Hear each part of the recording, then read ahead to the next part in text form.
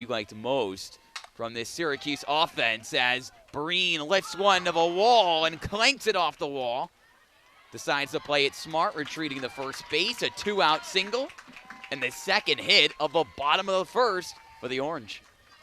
Being Breen, she singled off the wall and left. Weak grounder back towards the circle and the throw to first in time to end an eventful first inning. A top 20 team in the country, Clemson. The offensive numbers low in the pitching staff. Just a miss high from Hendricks, who hands out a walk to Lungaleo. So the leadoff base runner aboard. Accomplished so much, although they only joined the Division I ranks in 2020. 6-1 all-time against Syracuse. Lindsey Hendricks trying to change that. So hitting just over 280 for the junior.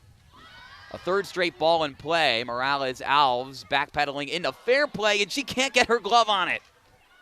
Throw to second is not in time. In there, standing up. And trying to find where the ball is. Oda, the ball right to Breen. It's short, flips it into foul territory, and a run is going to score for the Tigers. And the base runners move up in this scoring position.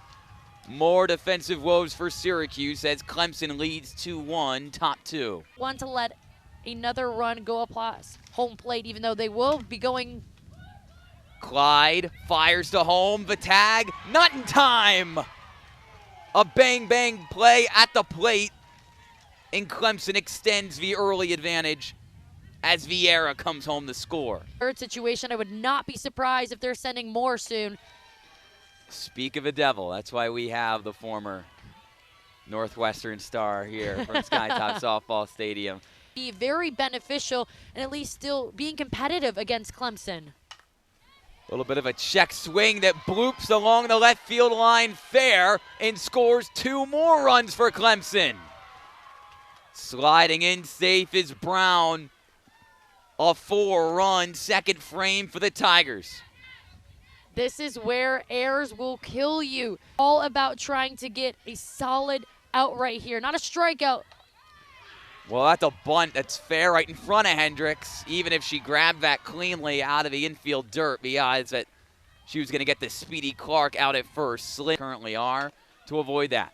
Cagle puts down the ground to Breen. Play for one at the plate, dropped by Alves.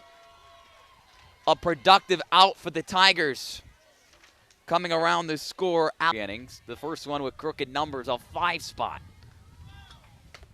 Off-speed pitch, up in the zone, a miss, and another walk handed out by Hendricks. So, as you mentioned, the numbers have been deceiving. A couple of veterans in the ACC going at it.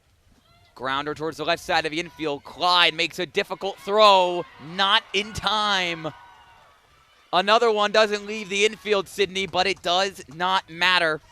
An RBI single for Lungaleo as Mackenzie Clark comes home, and it's 7-1 Clemson. His big emphasis was on Clemson scoring with runners in scoring position, and so far they've been able to do so, and that's really been their Achilles heel the past week and a half.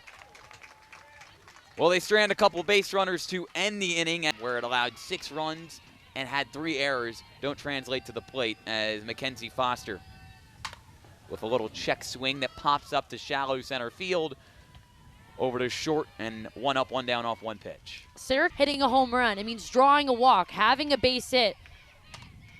Madison Knight popped up on the first pitch. She sees as well. Over to third. And Syracuse hitters are chasing early, and they're not on time. Well, on the second pitch, Clyde decides to swing, and a strong play from short to first. Not a 3-pitch inning, but a 4-pitch inning. No, granted, it's very hard when you're going against Oklahoma in a deep fly ball here. It's the warning track, but Syracuse able to run it down. Lopez at the wall. Clemson with nearly To host regionals is not only the goal, but also you want to set yourself in a position where you're not the 16th seed that ultimately would have to face the 1 seed. So she is somebody that pitchers are very careful how they're throwing against her, but Hendricks goes right after her. Only the 11th strikeout on the year for Moore. And just sometimes that can be all the difference in the world. Brown sends one straight to the middle of the field where Angel Hasso, this team's spark plug, comes up with a solid play in center to strand the base runner. It's extra base hits. More contact made by Gallipo as a near Clemson collision along the left field line, but just enough communication there. Simple. Lopez goes the other way in the shallow left, and on the run, the play is made for out number 2. You're seeing a lot of Syracuse's outs on the left side of the field, striking hard to right field. Taylor Posner, a grounder to third, and that one doesn't get out of the infield. Angel Hasso does her job, gets on base with a doubleheader tomorrow to the Orange Sea, the reigning National Player of the Year. She's jammed up, and because of that, a line out to short. Kelly Breen is there for the second consecutive putout. Them so away and off speed that inside gets on you a bit quicker. Well, that one into the middle of the infield, and that's a quick out for Hiller. A nice backhanded stab and throw from Foster at second base. 1-2-3 inning for Lindsey Hendricks and the Orange for this team. So her role completely redefined as Breen blasts one down the left field line, foul. The count 3-1. And it is such a different mindset. There was something that Coach Rittman has been so impressed with. Well, Kelly Breen's mindset has been pretty good today too. 2 at-bats, 2 hits. Lifts one over the shortstop and in the left center. Game 2 and Game 3 both to be played tomorrow as Mackenzie Foster lays down a bunt and beats it out. 5 hits for Syracuse, 2 off of bunts alone. Expertise in the hitting department. That one scooped off the grass. And the runner at second is safe. Not. At least that's what one fan thought here from Skytop Stadium. 7-1 lead. Rebecca Clyde's gonna cut into that deficit as a run comes across the board for the Orange, and Madison Knight moves up to second base. Gabby Lantier pinch running for Kelly Breen comes home. Scored his first run since the first inning. Gallipo pops it up the other way to shallow left, where the out is recorded and 2 base runners are stranded to end 4 innings of play for the Orange. 6 down in your lineup. Well, Clemson's got a pretty deep lineup as well. First pitch swinging, Aaliyah Ungaleo. Flying through the park, and we've seen that quite a bit today. Saw it in the first inning when both teams had solo home runs.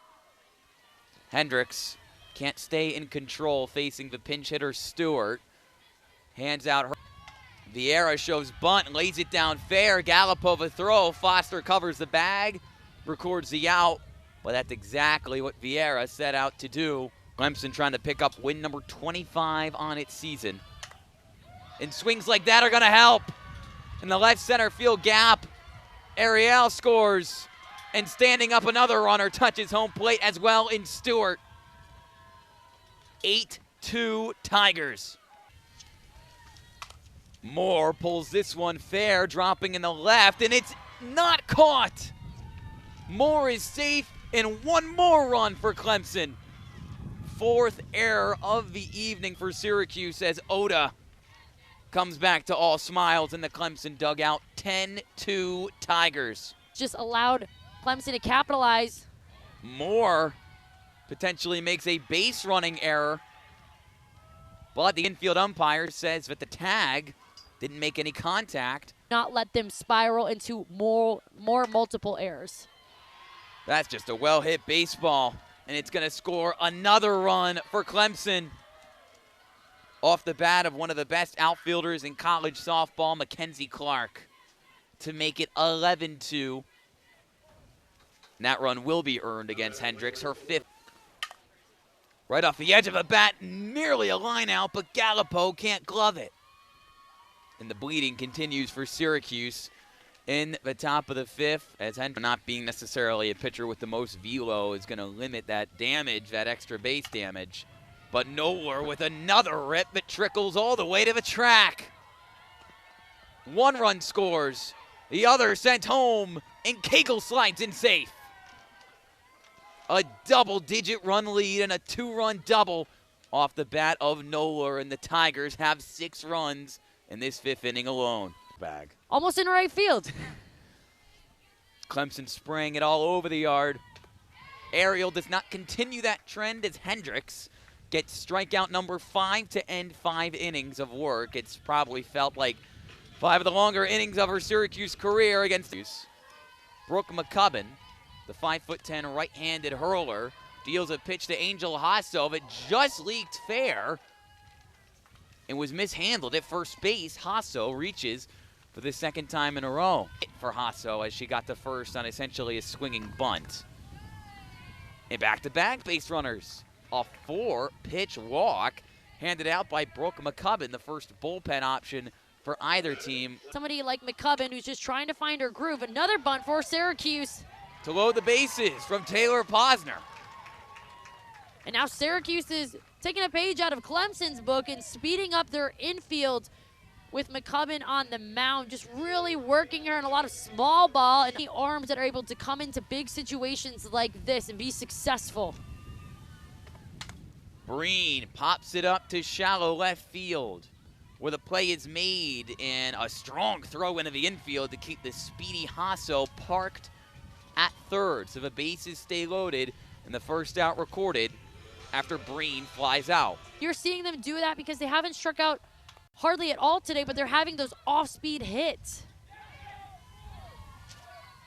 Morales Alves reaches on the fielder's choice. The weak grounder dribbles down the third base side. The 25-11, the number 17 team in the country. McCubbin's pitch popped up to the right side of the infield. Ball game. Clemson flexes its muscle, scores 6 runs in both the 2nd and the 5th innings, and wins in 5 frames. 13-2, the Tigers knock off the Orange in Game 1 of this 3-game set.